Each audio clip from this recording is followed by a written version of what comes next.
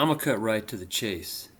I mean, ordinarily I might have a tendency to wax poetically on the day, provide some metaphorical if not metaphysical context, establish a framework of attitude, maybe even consider the possibilities of pre-existing conditions or of biases shaped by earlier life experiences. I mean, our dining out experiences, our shopping experiences, our visits to the gym, the dentist, that local massage parlor that offers that oh so mediocre a happy ending that you want to forget, but there's just something about that subtle flick of the wrist that just keeps calling you back. Yeah, not many of these little life episodes are really good or bad or on their own merits, but rather are shaped mostly by all sorts of externalities. You know, the weather, the guy sitting next to me on the bus who must have done a cannonball into a tub of his aftershave, the casual upbraiding and scolding from my jaywalking by the local beat cop as he sputters donut crumbs onto her Kevlar chest puff, the exposed cleavage exhibited by this morning's barista still lingering. Leave me with residual horniness, all of which either enhance or taint our day.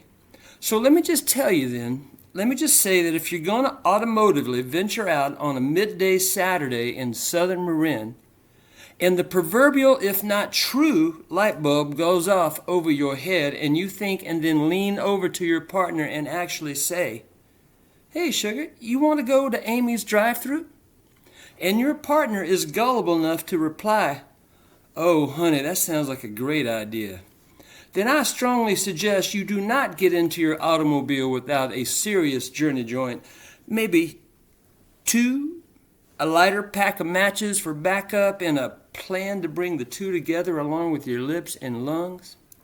Because once they tease you into that drive-through line, you are committed. You are there for the duration. Your partner may open the door and run away screaming. You may run out of gas or electricity or horse feed. You may run out of weed and freak out chasing your partner down the street, but your means of conveyance is stuck there. I mean, I had to twice get out and shave. My beard got so shaggy. It all started out pleasantly enough, though, like all stories do, I suppose. A lovely young lass with reddish hair and frecklish face and a smile so sweet it would add sparkle to even that hard liquid they sold me as coffee. As we pulled into line, she came prancing out on her toes, all Tinkerbell meets Star Trek with headset and handheld, did the chit, did the chat, thanked us for how socially and ecologically responsible we were, took our order and pranced off to the car pulling in behind us. She breaking my heart and her new paramour now trapping us into the drive-through line of no return. So we waited, and we waited, and we waited, step by step, inch by inch, my partner considering going full Will Smith across my now quite stone face as I was telling bad jokes, mansplaining all sorts of obvious things, trying to play her favorite songs by Jack White, The Kills, PJ Harvey, BRMC, anything to distract her mind from the wait. And then,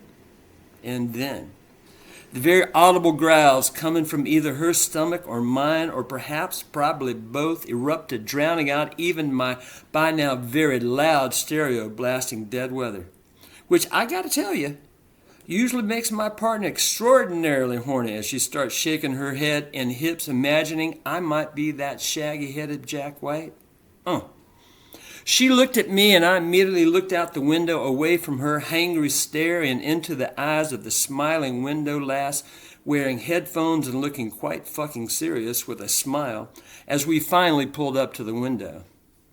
Thankfully, she took my money very efficiently and scooted us on down to the next window before my partner could lean over, give her double finger flip off while cursing not only her firstborn but all her forthcoming heirs of over a multitude of generations. And we waited another few minutes before getting to window number 2 in what seemed like some nightmarish version of the 60s laugh-in comedy show with headset-wearing people sporting Amy's baseball hats and Stepford smiles. and she handed us a bag with our order and a cup of coffee that I discovered upon pulling away was a putrid coolish concoction, suggesting how I always imagined Santorum might taste if you added a splash of chilled spring water. My partner hungrily tore open the bag and pulled out a soggy, environmentally correct paper container that appeared to once have been filled to the brim with macaroni and cheese, but now only contained an overly cooked down version of same.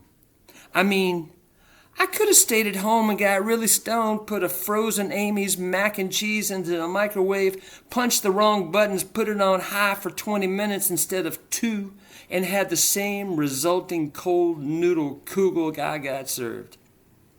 She ate it anyway, which thankfully took the edge off her hangriness to redirect it toward Amy's rather than me, telling me the whole time how if she had served such dreck in that little 70s hippie health food cafe where she worked in Vancouver, she would have been exiled to Saskatchewan.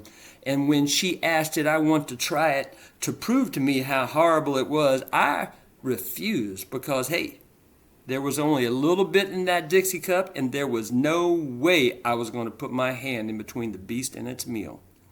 But I did help myself to the sweet potato fries, soggy and limp like a geriatric porn star, and tasted nowhere near as good as last month's slice of sweet potato pie, sitting on a soggy paper plate wrapped in saran wrap found in the bottom of my backpack. And hey-ho, it was a long, silent drive up to Sonoma, and my partner has not spoken to me in over a week, except indirectly when she looked and asked the goddess above if I might ever wear something besides a black t-shirt and a dirty pair of short pants.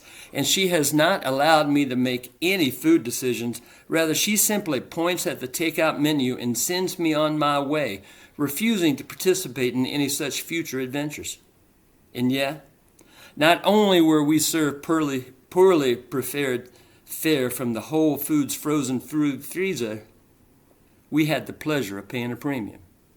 So while now with the help of couples therapy and my agreeing to wear the gimp suit for an undetermined amount of time, we are a duo on the way to recovery, I must say that I cannot in good faith or with a serious look on my face, even beneath my mask, recommend visiting this establishment until they integrate an escape lane into their drive-through layout.